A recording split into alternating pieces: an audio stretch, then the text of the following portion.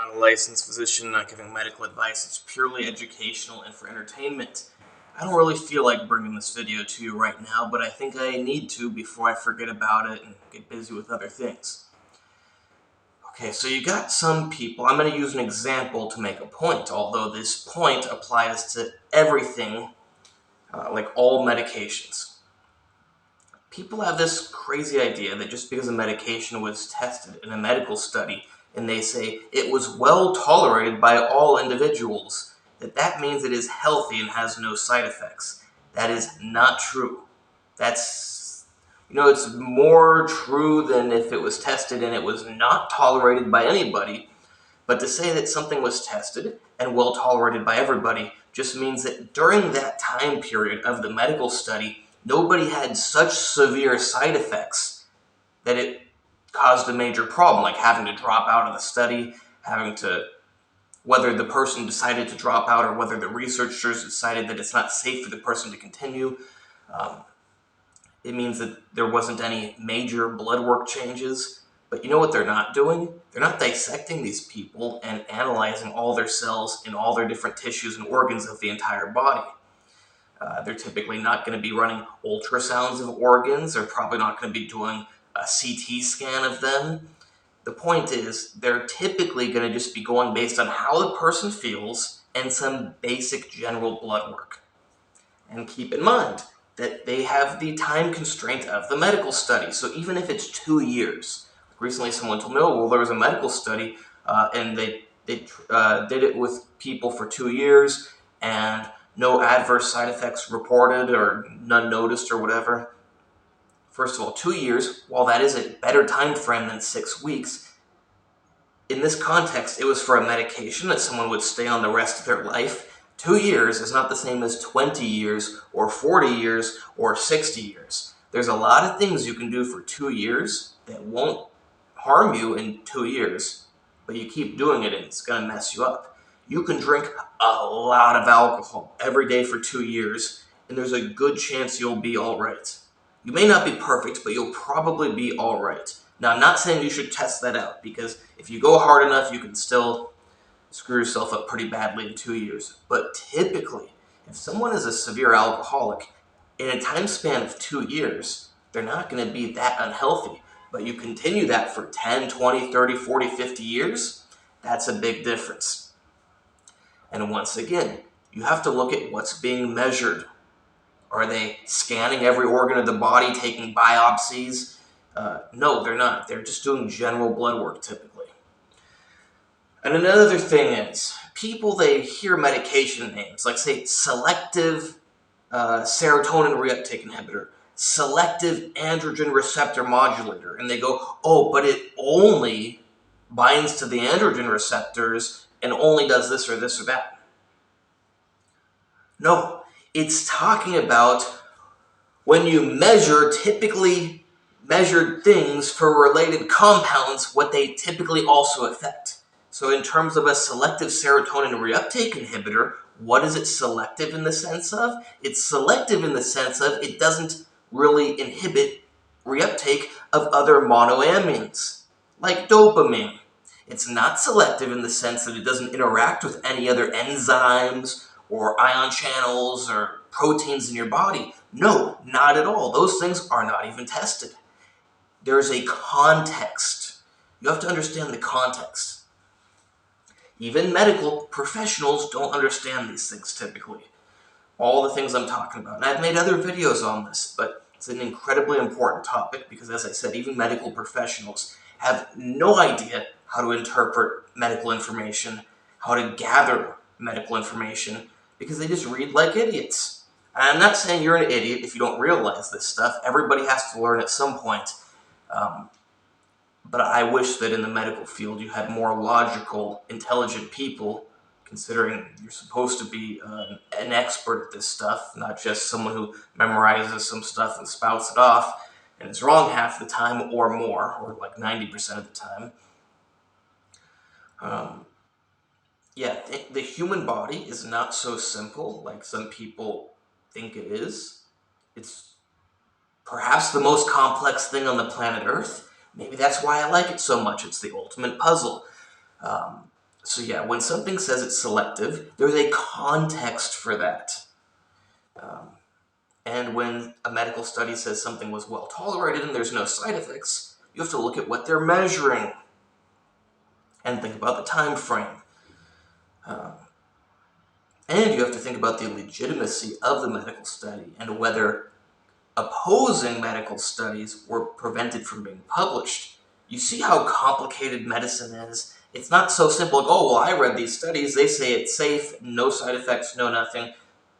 What if there's 100 other studies that actually said the opposite, but they're not allowed to be published and shown to you because somebody decided that wouldn't be a good idea? That happens. That's the real world. I mean, you've even got fake medical studies being published, and you may go, well, I only read the well-established journals, like the Lancet. Guess what? The Lancet, I don't know, 3 years ago, 2 years ago, was caught publishing a fictitious medical study that never took place. I don't remember what it was on, but perhaps you can find that scandal. Of course, when they realized they accidentally published this medical study, of course they apologized. I think it was a politically loaded medical study, interestingly. They probably had no incentives to not realize it was fictitious. This is real life. Real life is complicated, and real life is imperfect. And we're dealing with humans. So yeah, the next time you think some medication is without side effects and selective or whatever, it's probably not. And the next time you think a medication is safe because there's some medical studies, keep in mind all this stuff. Rewind I don't want to say it again, but yeah. And then keep in mind that it takes a very long time and a lot of people using something for us to learn about it. And guess what? Let's use SARMs as an example. I was talking with someone about SARMs, and I said, if you think about the total population, even though there's a lot of people using SARMs, it's a small percentage of the population. Still a lot of people, ultimately that's what matters, not what the percentage is. But, okay, so how we would gain information on SARMs, considering that they're not tested on humans in medical studies? Well, you would get people going into hospitals complaining of health issues, or there because of health issues that brought them there without them even wanting to go. If you pass out, someone calls an ambulance, you don't need to complain about it, you're just brought there and they're going to deal with it. But how many people that have side effects that are hospital worthy, that they go to the hospital for, how many of them tell the people at the hospital what they were taking? How often does the hospital run tests and see these drugs in their body? That's the real world. Real life is, most of the time, the hospital's not going to know the person's taking these things. And then this one is probably less important, but even if the person knows what they're taking and tells the hospital, what if it's not even what they're taking?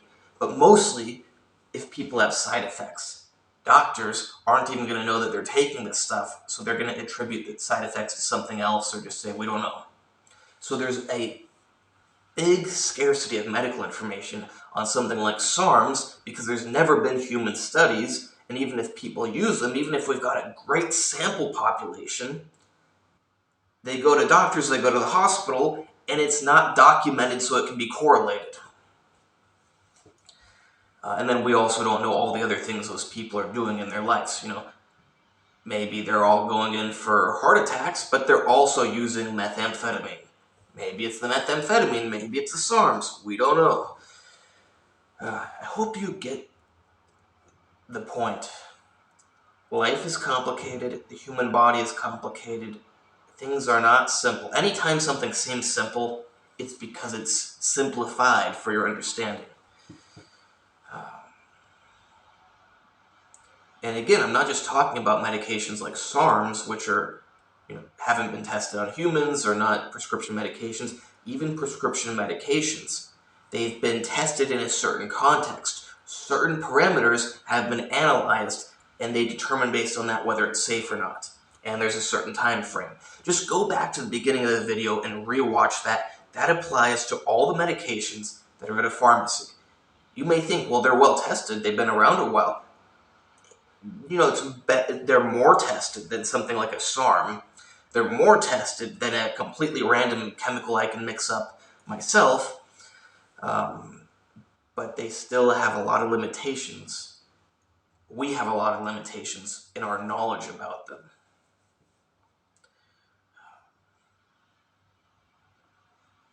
So yeah, that's real life. That's how it works. Sadly, even most medical professionals don't realize this stuff. They don't know how to think about the human body. They don't know how to think about medications. Please like, subscribe, and whatever you do on YouTube. Check out the other videos. Check out my Instagram, AndreyHutch, AndreyHutch, where you can hire me for training, consultations, coaching, whatever. Same thing with diet, same thing with supplements, same thing with special supplements, same thing with harm reduction for those special supplements or for anything. I also offer no medical advice, but medical concierge interpretation, information, whatever you want to call it, service, where I do everything besides medical advice. You may think it's medical advice, but it's actually just information on what would be good to do for a generic average person with certain issues that we may have given you the information on how to detect. As we, I mean me. There's no other person here. So yeah, I can give you the information on how to check your health. I can give you the information on what's a good idea to do based on what you discover about your health, but I can't advise any of it. Probably what you should do is follow the general health advice. Eat some Lucky Charms, get some experimental injections. That's a great idea.